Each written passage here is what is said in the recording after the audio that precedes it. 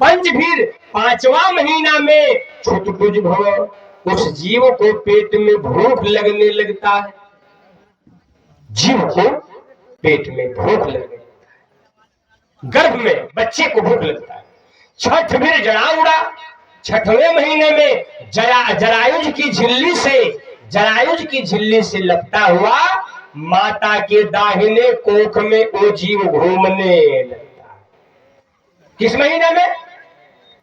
6वां महीना में वो जीव जो है माता के पेट में घूमने लगता है। इस प्रकार से नरक से आया हुआ जीव माँ के पेट में गया, उदर में गया, और 10वें महीने में जब जन्म लेकर आता है तो वही बच्चा मानसिक धर्म में जो पैदा हुआ है, स्थित हुआ है, जन्म लेकर माता को कष्ट, पिता को कष्ट। भाई आप कहती हो कि लड़कवा नहीं मानता, अपनी स्त्री को मानता है, परिवार को। लड़का कि क्या हो गया भाई? सीताराम लाइन कर दो।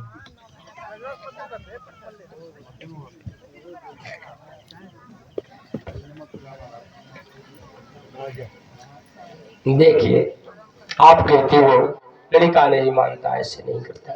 अच्छा, प्राणी दूसरों में दोष देखना उसका स्वभाव है। प्राणी दूसरों में दोष देखता है लेकिन अपने में दोष नहीं देखता। माता तुरंत कह देती है बेटा हमारा ऐसा हो गया, तुम अपने आप को देखा कि मैं कैसी थी?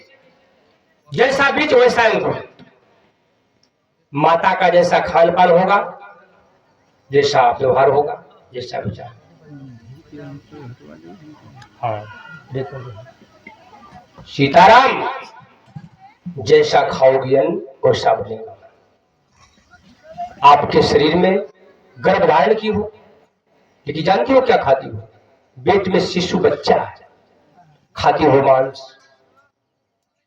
चोरी कर लेती हो, पति को गाली देती हो, पति से झगड़ा कर लेती हो। उस बच्चा को जीव शरीर के अंदर बच्चे को प्राण जब हो जाता है तो बच्चा माँ की शब्द को सुनता है। माता के खान पान से बच्चे का जीवन चलता है। तो आप मांस खाई हो, बच्चा भी मांस से पल रहा है। आप झूठ बोल रही हो, पति से लड़ झगड़ जा रही हो, तो बच्चे के अंदर भी वो वैसा ही स्वभाव बनता है। ये तो याद होगा आप लोगों को कि अभिमन्यु 6 फाटक का ज्ञान सीखा था, पेट में सीखे हैं कि नहीं? उसी प्रकार 5वें महीने में जीव पड़ जाता है, उसमें आत्मा आती है, जीव आता है। तो जो खाओगी, जैसा वाणी बोलोगी, जैसा आचरण करोगी, वही बच्चा पर साइड इफेक्ट होता है। आप बताऊंगा आगे। ये तो नरक में से आने वाली माताओं का स्वभाव है। जो नरक से आती है आत्मा, उसकी माँ वही उसी प्रकार होगी। अब जो स्वर्ग से आत्मा आई है, हे महाराज परीक्षित, उस माता का स्वभाव सुनो। वो माता कैसी होती? जो नरक से आत्मा आई उसकी माँ ये है जो मैंने अभी बताया। समझ में आया कि नहीं? अब जो आत्मा स्वर्ग से आ रही है उसकी माँ कैसी होती है, अब इसका ध्यान रखना। महाराज परीक्षित से गृहस्थी आश्रम के सारे नियम बता रहे हैं, इसको जानना जरूरी है। अगर इसको आप नहीं जानेंगे तो आपका कोई भजन, भक्ति, भजन भाव ये सार्थक नहीं होगा, व्यर्थ होगा।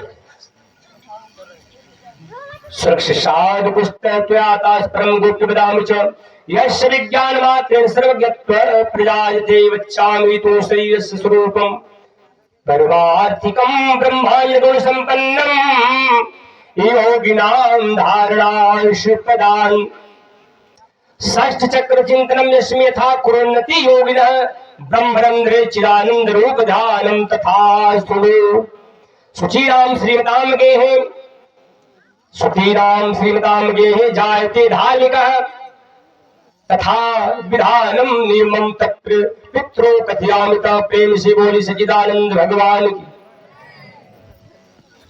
शुक्रदेव जी महाराज शौनक जी महाराज से वहां सूत जी कहते हैं महाराज परीक्षित से यहाँ, और आगे भी प्रसंग सुबह सनकाल ऋषिगण नारद आदि सबसे बता रहे हैं। ये कथाएं कई जगह पर हो रही है, पहले भी हुई, आज भी हो रही है। स्वर्ग से कैसे आत्मा आती है, उसकी माँ कैसी होती है, इसको देखिए। शुचि नाम श्रीमताम गेहे जायते धार्मिक है। स्वर्ग से आई हुई आत्मा की माता जननी कैसी होती, उसके नियम क्या होते हैं, उसके विधान क्या होते हैं, उसके खान पान क्या होते हैं, उसकी दिनचर्या क्या होती है, सुनिएगा। ऋतु काले तु नारिणाम त्यजे दिन चातुष्टयम। सामने हो जाएगी सीताराम। ऋतु काले तु नारिणाम त्यजे दिन चातुष्टयम तावान लोकैद वक्त्रम पापम बपूसी संविषेत। प्रेम से बोलिए सच्चिदानंद भगवान की। अब जो आत्मा स्वर्ग से आई पुण्य के बल पर स्वर्ग में बहुत काल तक सुख भोगी, इंद्र ने स्वागत किया उस आत्मा का, स्वर्ग में आत्मा रही। फिर आत्मा हो क्षणे पुण्य मृत लोके विसंति, इस मृत लोक में आ रही है। तो उसके पिता कैसे हैं, उसकी माता कैसी है, याद रखना। ऋतु काले तु नारिणाम त्यजे दिन चातुष्टयम। जिस दिन स्त्रियों को 4 दिन का मानसिक धर्म जब होता है, ऋतु काल हो जाए, तो पुरुष को स्त्री को त्याग देना। समझ रहे आप लोग? माताएं, याद आया? त्यजे दिन चातुष्टयम, 4 दिन तक स्त्री का मुंह न। अच्छा, जिस समय 5 पांडव जोड़े में जब द्रौपदी को हार गए, उस समय द्रौपदी मानसिक धर्म रजस्वला थी, महीना में थी, एक घर में थी।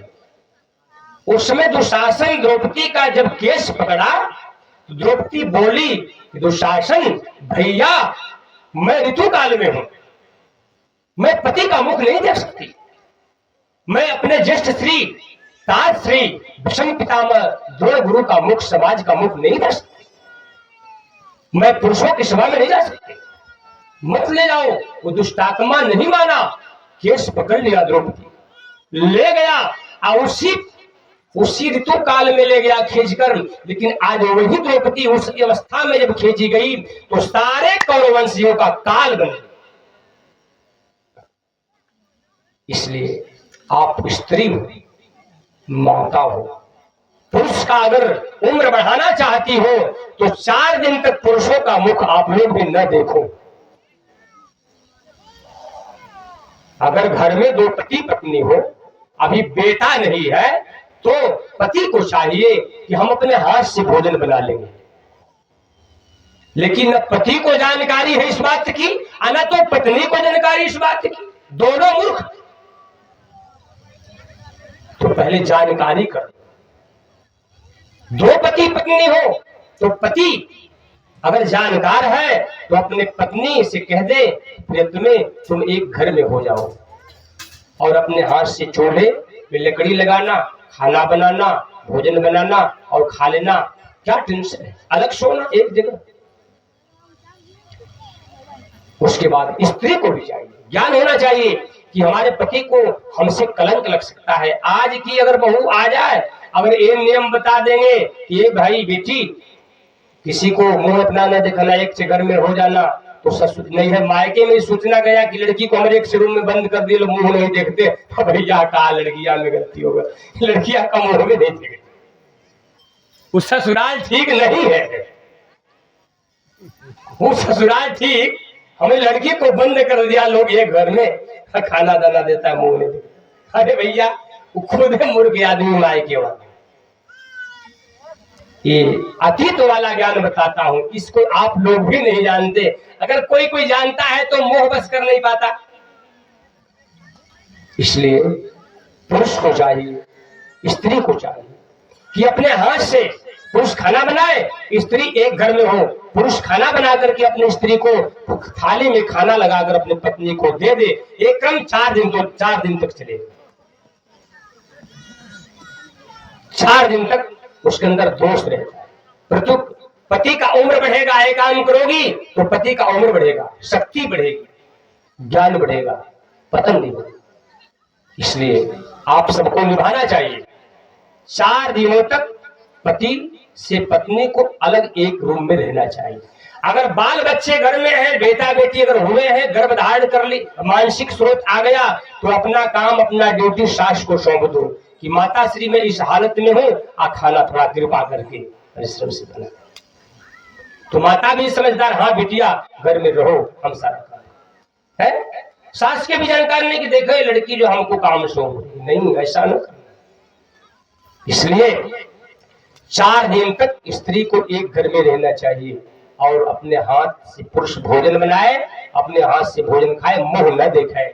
देखिए ऋतु काले तु नारिणाम ते दिन चातुष्टयम, 4 दिन तक स्त्री को त्याग करके तावान लोकैद वक्त्रम पापम वपोषिषम, जिस दिन इंद्र की ब्रह्महत्या नारियों में है, उस ब्रह्महत्या को पुरुष को त्याग देना चाहिए, नारी से स्पर्श करना नहीं चाहिए।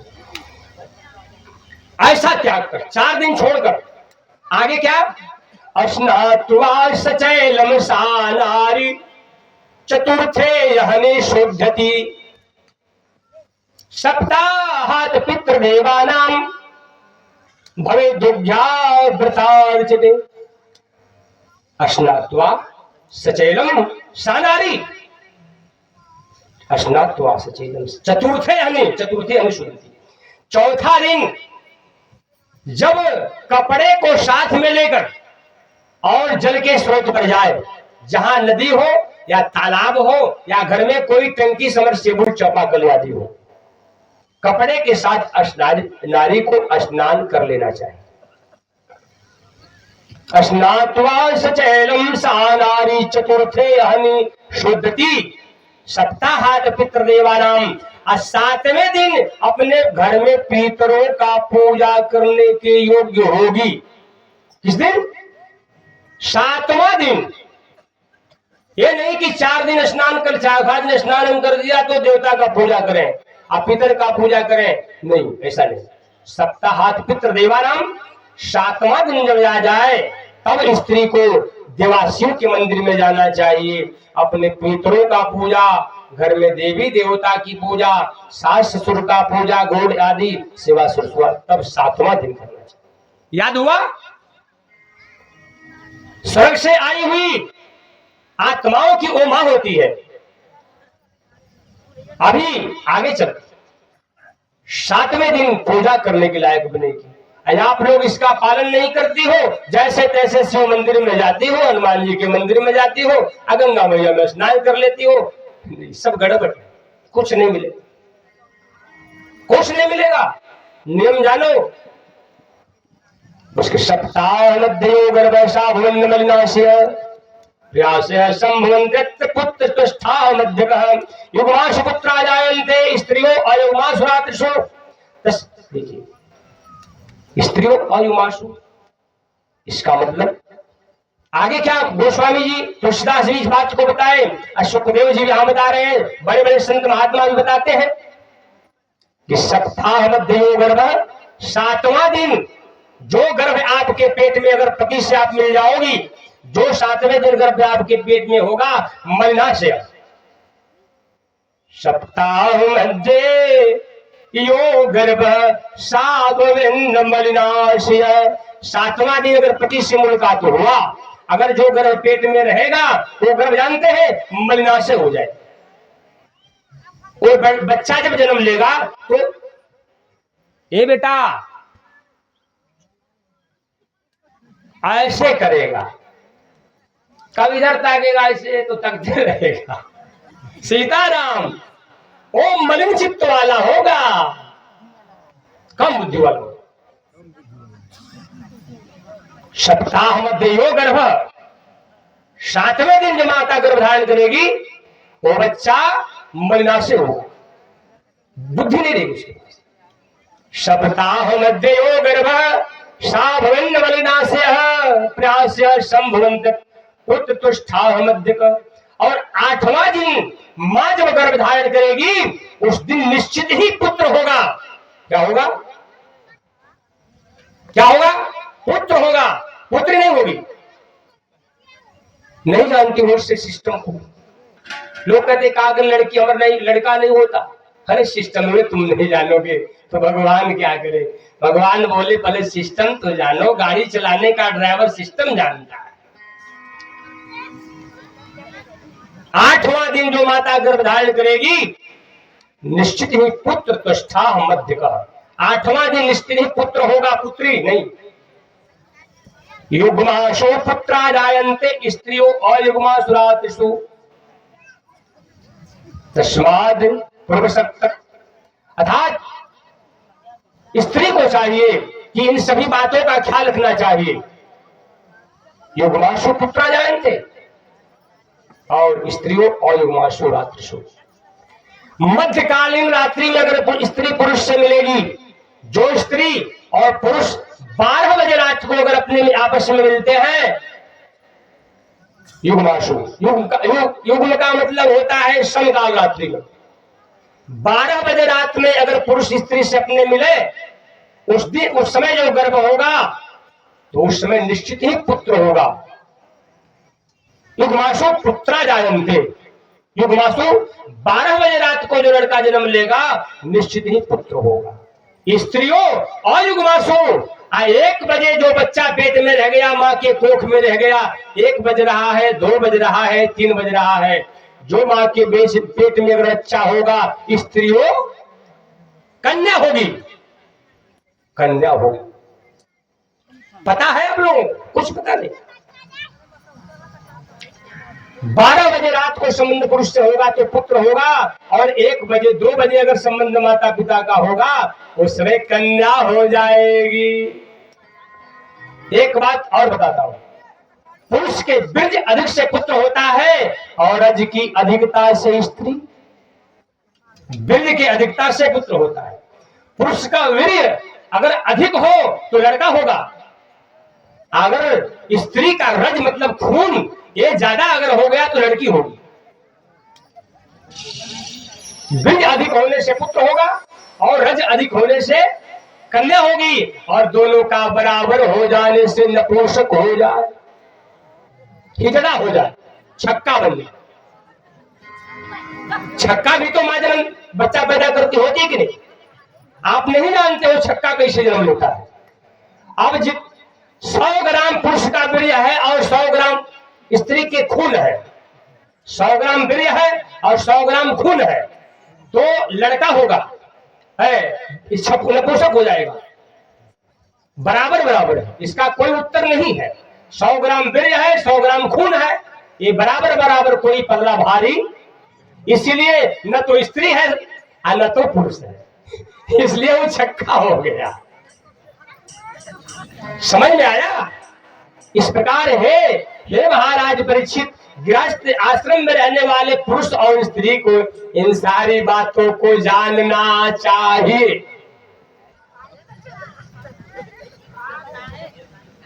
षोडश ऋतु निशाम तो नार्याम समान्या समुदायिता यावे चतुर्दशी गर्भस्तिष्ठन्ति तत्र वै। अर्थात याद रखना, ये अमृत के समान है। अगर जान लोगी, जान लेंगे आप, तो भजन आपका अपने आप होगा। ऋतु काल से लेकर षोडश ऋतु, प्रथम ऋतु काल, शुरुआत ऋतु काल से लेकर के षोडश ऋतु 16 दिन तक स्त्रियों का समान ऋतु काल होता। समझ में आया? आया समझ में? नहीं आया? आप 4 दिन ही समझती हो कि 4 दिन रहता है, लेकिन नहीं, ये 16 दिन रहता है।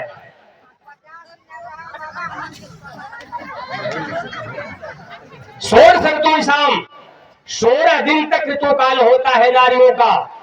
यावे चतुर्दशी गर्भस, और चतुर्दशी 14वां दिन जो बच्चा होगा गुणभाग्य निधि पुत्र। 14वां दिन अगर जो माता गर्भ धारण करेगी वो लड़का ज्ञानी होगा, विज्ञानी होगा, साधु होगा, संत होगा और महात्मा होगा, भाग्यवान होगा। 14 दिन के बाद 14वीं रात्रि में जो संतान होगा वो ज्ञानी होगा, विज्ञानी होगा। जो पुरुष इतना संयम कर ले, जो स्त्री इतना संयम करे, वो धर्मात्मा पुत्र को जन्म देगी। यह है स्वर्ग से आई हुई आत्माओं की माता, यह है स्वर्ग से आई हुई, यह है स्वर्ग से आई हुई माता, पुत्र जीव का पिता। इसलिए पुरुष को भी गृहस्थी आश्रम इस बात का ज्ञान और स्त्री को भी गृहस्थी आश्रम इस बात का ज्ञान होना। सुखदेव जी महाराज गृहस्थी आश्रम के कुछ धर्म बताए और भी बहुत धर्म बताए। गृहस्थी आश्रम में रहने वाले को पंच महायज्ञ भी किया, पंच महायज्ञ करना पड़ेगा। आप लोग करते हैं पंच महायज्ञ? अभी तो जानते नहीं, करेंगे किसे? पंच महायज्ञ क्या होता है ये भी नहीं पता। देवयज्ञ, पितृयज्ञ, देवयज्ञ, आचार्य यज्ञ, पितृयज्ञ, मनुष्य यज्ञ, भूत यज्ञ, ये 5 प्रकार का यज्ञ है जो गृहस्थों का धर्म है। क्या मैं बोला अभी? देवयज्ञ, आचार्य यज्ञ, पितृयज्ञ, मनुष्य यज्ञ और भूत यज्ञ। किसानी जब आप करते हैं, खेती धान उपजाते हैं, मटर उपजाते हैं, चावल गेहूं उत्पन्न करते हैं, तो केवल आप ही किसी का सहयोग होता है। अगर पानी न बरसे आकाश से तो खेती कर लेंगे? हवा न चले तो खेती कर लेंगी माता? अगर धरती न रहे तो खेती हो जाएगी? तो बताओ कि तुम्हारे खेती में धरती माता का सहयोग है कि नहीं? तुम्हारे खेती में पवन देवता का, अग्नि देवता का, सूर्य भगवान, चंद्रमा का सहयोग है कि नहीं? तो तुम्हारे खेती में जो रकम धान हुआ, चावल गेहूं अगर हुआ, तो उसमें देवता का अधिकार बना कि नहीं? बन गया कि नहीं? अच्छा, अब पानी होता कैसे है? क्योंकि संत जब यज्ञ करते हैं, संत जब यज्ञ करते हैं, तपस्या करते हैं, यज्ञाद भवन्ति भूतानि प्रजन्याद निसंभव, यज्ञाद भवन्ति प्रजन्यो यज्ञाद कर्म समुद्भव। करम ब्रह्मोद्भवं विधि तस्मात् करम ब्रह्मोद्भवं विधि ब्रह्माक्षर समुद्भवं तस्मात् सर्वगतं ब्रह्म यज्ञं नित्यं प्रतिष्ठिते। प्रेम से बोली सच्चिदानंद भगवान की। सभी भूत प्राणियों का दिनचर्या जीवन अन्न पर टिका है। अन्न वृष्टि से होता है, वृष्टि यज्ञ से होता है कि नहीं? यज्ञ विहित कर्म वेद से संपन्न होता है। और ये वेद भी अक्षर ब्रह्म से प्रकट होता है कि नहीं? अर्थात स्पष्ट हो गया कि यज्ञ में परमात्मा का वास स्थान होता है। तो संत यज्ञ करते हैं। तो आपने जब खेती कर रहे हैं तो वृष्टि होता है तो संत के पुण्य पर, संत के प्रवचन पर, संत के व्यवहार पर, संत के तपस्या से इंद्र बरसते हैं, पानी सूर्य प्रकाश देते हैं, तब जाके सृष्टि हरी भरी होती है। संत तपस्या छोड़ दे, संत अपना आचरण छोड़ दे तो आप निर्धन बन जाओगे। इसलिए गुरु का अधिकार आपके कर्मों में, धन में, चावल में, पैसा में आपके गुरु का भी अधिकार हो गया, संत का अधिकार हो गया। इसलिए अपने धन को, अपने पैसे को, अपने वस्त्र को संतों को, गुरु को भी देना। हवि, लकड़ी, हवि, घृत, धूप, दशांग, द्रव्य आदि आदि संत महात्माओं को भी दान करना, क्योंकि संत के ही कृपा से वृष्टि होती है, तब वृष्टि से अन्न होता है। और आपके किसानी में पितरों का अधिकार है। पितर कौन है? अच्छा, जमीन लेकर आई थी आप लोग जमीन लेकर आए थे? नहीं बोल रहे हैं। 1 बीघा जमीन हो, 2 बीघा, 1 ठेमल, 2 ठेमल लेकर आए थे का? अरे आपके पिताजी का, दादा का होगा, परदादा का होगा कि नहीं? ये पितर लोग हैं घर में। तो इन पितरों का भी आप पुत्र बन गए, नाती प्रपौत्र बन गए, तो उन पितरों का अधिकार हुआ कि नहीं आपके कर्म? तो पितृ का भी अधिकार है जिसके जमीन पर, जिसके घर में आप रह रहे हो, है कि नहीं? इसलिए आपके अन्न में, धन में, पैसे में, कर्मों में पितरों का भी अधिकार है। मनुष्य यज्ञ, मनुष्य यज्ञ का मतलब आप मनुष्य हो और बहुत सारे मनुष्य हैं, तो मनुष्य से प्रेम होना चाहिए। लेकिन जब मनुष्य से ही मनुष्य का प्रेम नहीं है तो फिर पशु से प्रेम कैसे कर सकते? एक भाई भाई से लड़ जाता, एक मनुष्य दूसरे मनुष्य से लड़ जाते, तो मनुष्य यज्ञ भी नहीं पूर्ण हो पा रहा है। और भूत यज्ञ का मतलब होता है पशु पक्षी कीड़े मकोड़े जीव जंतु इतने होते हैं। क्षितिरवारी हरिभोक्ता वायु आकाशीय स्थूल भूता इमे प्रोक्ता पिंडो अयम पंचभौतिक। पंच महाभूतों से भी सभी प्राणियों का शरीर बना होता है। पशु का शरीर बना है, पक्षी का शरीर बना है, स्त्री का शरीर बना, देवता आदि आदि सबका शरीर पंच महाभूतों में है। तो पंच महाभूतों से बने हुए शरीर सभी प्राणियों का भी सेवा आपको करना है। आज आप तो खेती करते हो, डाल देते हो, कौन दवा का नाम होता है? जहर वाला जहर। आपके फल में धान में रोग लग गया, कीटाणु लग गया, जहर डालकर सारा कीटाणु मिला देते हैं। अच्छा बताइए पुण्य है कि पाप? पाप है कि नहीं? आप जैसा जीव था, मर गया, इस प्रकार आपने खेती किया, जान भी मार दिए, और सारा खेती देवताओं का हिस्सा नहीं दिए, पितरों का हिस्सा नहीं दिए, जीवों का भी हिंसा कर दिया, गुरु का हिस्सा नहीं दिया, आतिथ्य सत्कार भी नहीं दिया, और सारा पैसा खा करके बेच करके 5 मन गल्ला या 5,000 गल्ला खेत में बैंक में बैलेंस कर दिए, यहाँ फैक्ट्री वहां फैक्ट्री। तब तो एक नंबर का चोर है, एक नंबर का चोर है यार। देवता का हिस्सा खा गए, पितर का हिस्सा खा गए, सभी प्राणी का हिस्सा खा गए, और गुरु का भी अधिकार खा गए। तो बताइए कि आप साहा है कि चोर? एक नंबर का चोर है। अब भगवान क्षमा करेंगे आपको, पूजा स्वीकार करेंगे आपका, गंगा मैया कृपा करेंगे। एक नंबर चोर का कोई होता है? सीताराम। इसलिए गृहस्थ को ये 5 महायज्ञ भी करना पड़ता। अरे 5 महायज्ञ कैसे पूरा होगा ये जाने, 5 महायज्ञ कैसे पूरा होगा ये भी नहीं जाने। देवता को कैसे भाग देंगे? देवता तो आकाश में सूर्य भगवान ठहरे, ये आपके पास तो है नहीं, कैसे भाग जाएगा? हवा तो सूक्ष्म है, स्पर्श से पता चलता है। हवा को अपना भोग चावल कैसे दोगी? वस्त्र हवा को कैसे, अन्न धन कैसे हवा को दे? अर्थात देवताओं को, सूर्य को, जल देवता को, अग्नि देवता को, पृथ्वी को कैसे आप अपना भाग देंगे? अधिकार कैसे दें? देवताओं को भाग हवन से दिया जाता है। याद रखना, हवन जब होता है, संत जब हवन करें, आज से आपने पैसा दे दिया, आपने घी दे दिया, संत गुरु को दे दिया, और गुरु जी ने आपके दिए हुए घी को, आपके दिए हुए हवि को ओम ब्रह्मदेवाय नमः स्वाहा, ओम अग्नि देवताय नमः स्वाहा, ओम जल देवताय नमः स्वाहा। इस प्रकार से आप जो द्रव्य आप पैसा दे रहे हैं, संत या महात्मा ब्राह्मण को, आपके उसी घी को अपने यज्ञ के द्वारा उस सूर्य को दे देते हैं, जल देवता को दे देते हैं, चंद्रमा को, पृथ्वी को, सबको भाग चलाए। देवताओं को हवि से, हवन से भाग प्राप्त होता है। और गुरु का ऋण कैसे देंगे? गुरु ने आपको ज्ञान दिया, गुरु ने आपको विद्या दिया, गुरु ने तपस्या करके आपको पाला पोषा बालक की तरह, गुरु को आप कैसे कर देंगे?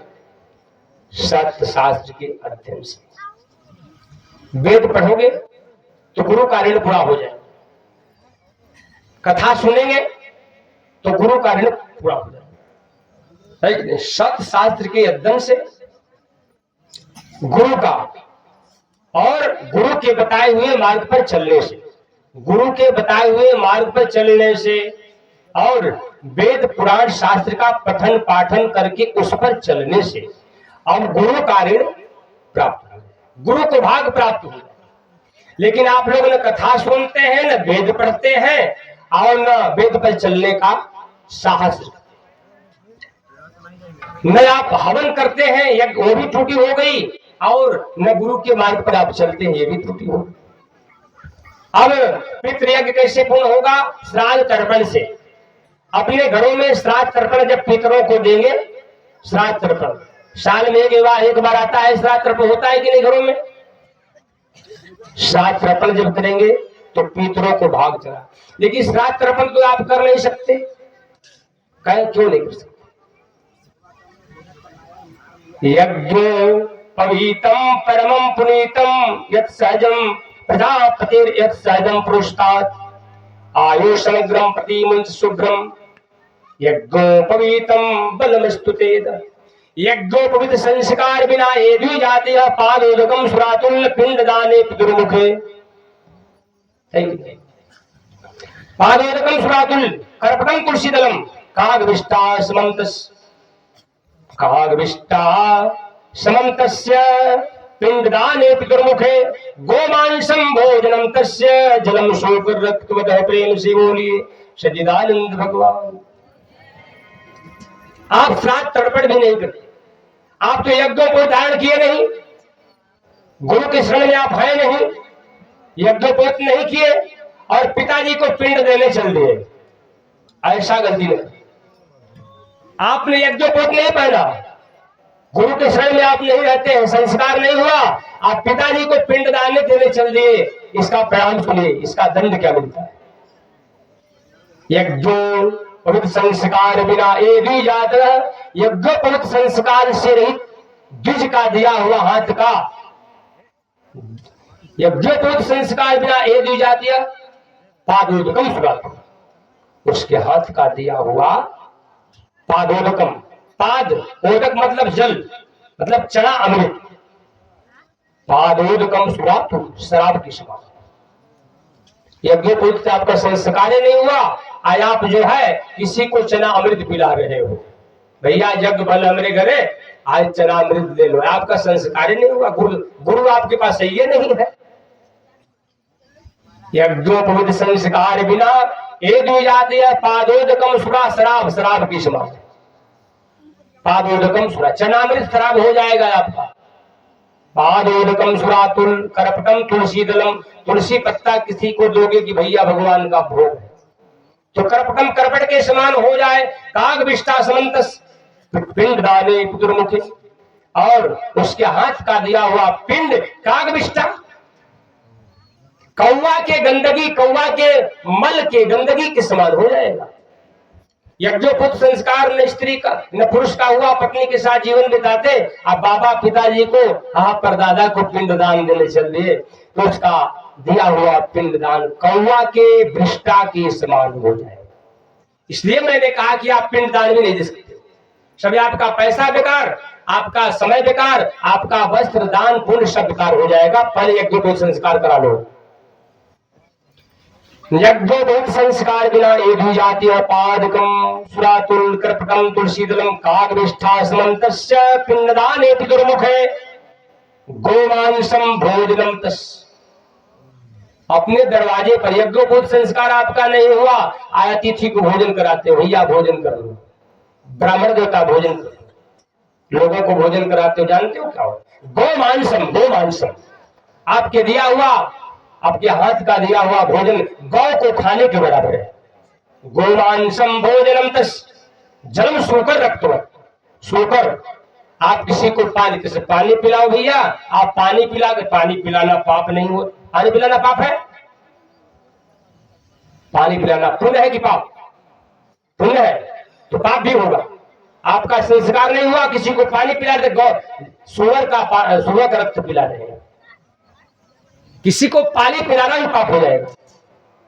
जलम सोकर रक्त, किसी को जल देना, पानी देना, सुअर के रक्त को पिलाना है।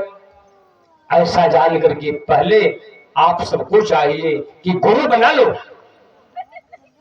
जब राम ने गुरु बनाया, श्री कृष्ण ने गुरु बनाया, सूर्य ने गुरु बनाया, चंद्रमा ने, बृहस्पति ने, वशिष्ठ ने गुरु बनाया, नारद जी गुरु बनाए, प्रहलाद गुरु बनाए, तो आपका इतने बड़े हो गए गुरु ने बनाओगे?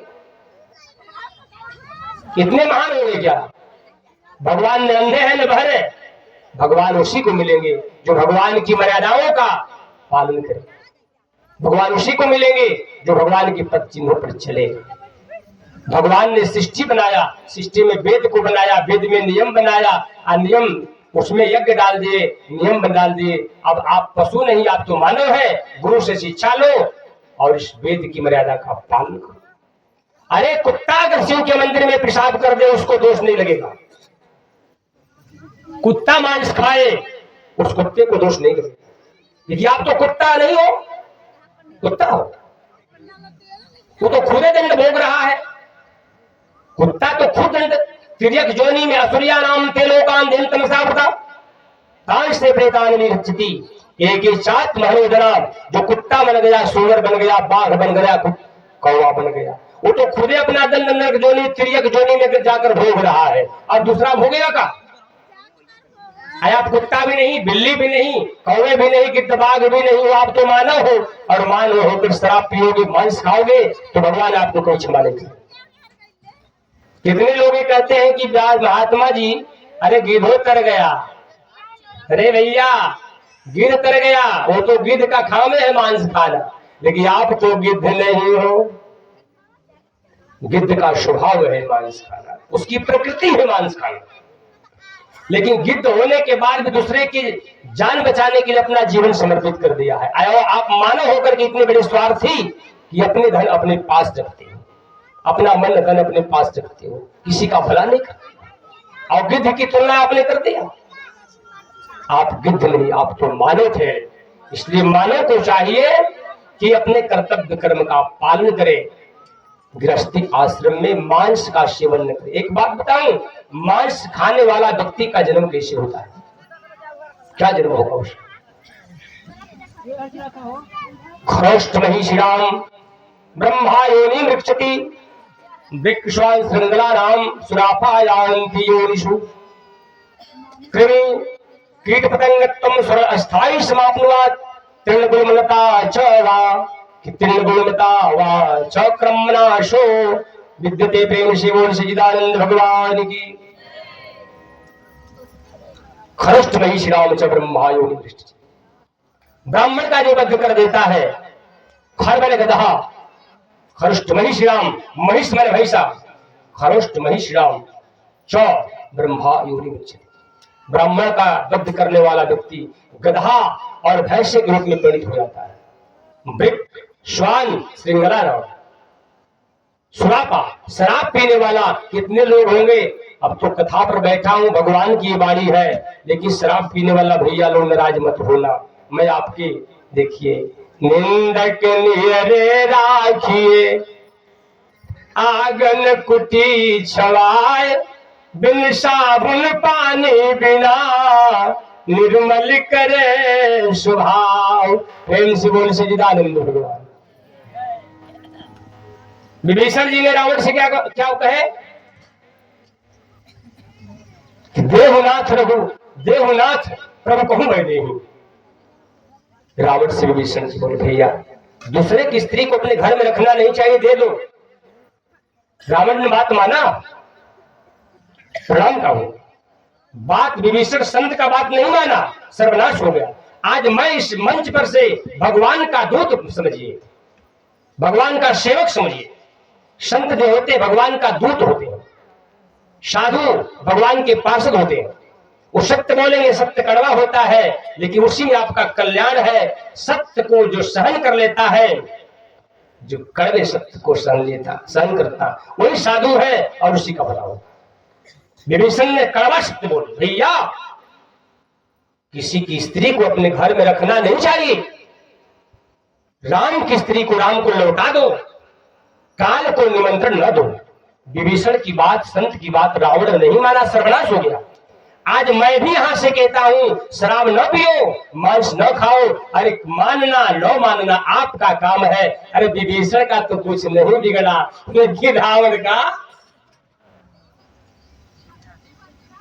रावण ने प्रभु से बैर किया, अब भी जलाया जाता है। पर भक्त विभीषण शरण पड़ा, घर द्वार उसी का हो। विभीषण का क्या बिगड़ा? समझाए नहीं माना, सर्वनाश रावण का हुआ। विभीषण तो बच गए, वही लंका का राजा बने। आज भी इस कथा मंच से, भागवत मंच से हम पूरा भागवत का कहानी आपको सुना दे, ऐसे आपके स्वरूप को नहीं बताएंगे तो क्या मिलेगा आपको? ये राजा थे, ये रानी थी, इतना लड़के उतना लड़के, गंगा जी ऐसे हो गई, ये ऐसे हो गया। केवल बताता जाऊं तो क्या आप सीखोगे? अपने बारे में खुदे आप नहीं जानते, मेरा उद्धार कैसे होगा, मुझमें कमी क्या है। सत्संगति में एक एक शब्द की व्याख्या चलती है, तब आपका जीवन धारा प्राकृतिक से निकलेगी। जो गाड़ी ज्यादा दौड़ती है वही गाड़ी लड़ जाती है, और जो गाड़ी आहिस्ता आहिस्ता और अपने रस में चलती है उसी में आनंद होता है। सत्संग में कहानी की तरफ न भागना, अपने तत्व की तरफ से भागना। मुझे क्या करना है, मुझे कैसे रहना है, मुझे कैसे बोलना है। अब तक कितना कहानी मैं कह दिया होता, लेकिन कहानी नहीं बताना चाहता हूं, आपके जीवन को संभालना चाहता हूं। समझ जाइए, नहीं तो भगवान की कथा भी फेल कर जाएगी। इसलिए भगवान कहते हैं, संत जन कहते हैं कि शराब न पीना। दंड क्या है शराब पीने वालों को? शराब पीने वाले भैया दंड क्या मिलेगा बताता हूं। वृक श्वान सिंगला नाम सुरापा योनिषु। शराब पीने वाला, वृक माने भेड़िया। शराब पीने वाला व्यक्ति, मानो या न मानो, पियो, हम मना नहीं करते, लेकिन मरने के बाद वृक माने भेड़िया जन्म लेता है। वृक श्वान का मतलब, कुछ पढ़े लिखे होंगे आप लोग, श्वान का मतलब क्या होता है? कुत्ता। श्वान माने कुत्ता होता है। शराब पीने वाला कुत्ता का जन्म पाता है। पियो या नहीं पिएंगे तो भी, आप पिएंगे तो भी आपका आप जाने, आपका काम जाने। वृक श्वान श्रृंगला नाम, शराब पीने वाला भेड़िया, श्वान माने कुत्ता, वृक श्वान श्रृंगला नाम सियार। शराब पीने वाला व्यक्ति शरीर छोड़ने के बाद वो सियार बन जाता है। अब आपकी मर्जी। संतों ने कहा सावधान रहना, कर्म में ही। बबूल में आम का वृक्ष नहीं होता, बबूल के बीज में आम का अंकुर नहीं होता, और आम के बीज में बबूल का अंकुर नहीं होता। कर्मों में ही कर्मों का बीज छिपा है। कर्म को बदल दो। शराब न पीना। कृमि कीट पतंग तुम स्वर्ण स्नायु समान। सोना चुराने वाला व्यक्ति कृमि कीटाणु बन जाता है। सोना आप लोग चुरा लेते हैं। कृमि कीट लकड़ी में कीट लगते हैं, धान में कीट लगते हैं, बहुत सारे वस्तु पदार्थ में कीट, कृमि, कीट, पतंगे उड़ते हैं। जब दीपक जलते हैं तो पतंगे उड़ उड़ करके अपने जान खो देते हैं। स्वर्ण माने सोना जो चुरा लेता है वो व्यक्ति कीट पतंग बन जाता है, और उसी में नाना प्रकार का दुख सहता है। किरण गुलमलता चक्रमनाशो गुरु तल्पगा। गुरु पढ़ा रहे हैं, गुरु सिखा रहे हैं। अब जो व्यक्ति गुरु की पत्नी के साथ धोखा कर दिया, गुरु तल्पगा। आश्रम में कोई रहे, गुरु पत्नी घर में है, गुरु बेटी घर में है, गुरु की पत्नी के साथ धोखा कर देता है तो तृण का मतलब घास बन जाता है। घास देखे हैं, घास का जो नहीं मिलेगा आपको। गुरु की पत्नी के साथ कभी ऐसा न करना। गुरु माँ की समान होती है गुरु पत्नी। गुरु तल्पक तृणी गुल लता, वृक्ष बन जाता है, फूल बन जाता है। जो गुरु की पत्नी के साथ ऐसी गलती कभी न करो। एक भजन सुने, महात्मा जी आइए भजन सुनाइए। भजन सुनाइए।